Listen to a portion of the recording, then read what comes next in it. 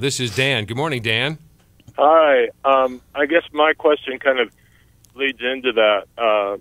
Senator, I enjoy many of your ideas that you have for the country, but my question is, how do you plan on getting those ideas through to benefit the country and the people that need the help so much when we have such a diseased portion of our country as the Congress, and how you plan on getting these bills through Congress?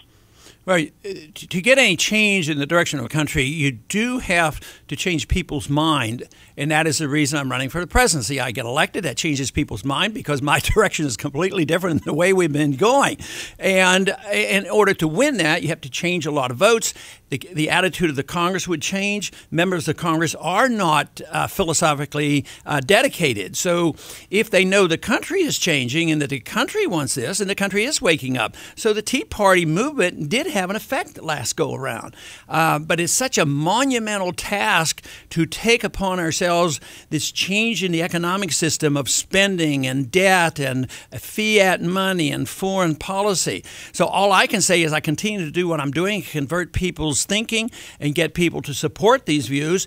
And I'm actually encouraged from this, not from what I see in Washington, but especially with the younger generation. They're listening to this. They'd like to see it. They'd like to see this cleaned up. And they're sick and tired of what they're inheriting, especially, the young people where they don't have jobs and all they see is debt and government agents all around us. So it's a struggle. It's a struggle. There's no doubt. It's not easy. Do the Occupy people have a half a case?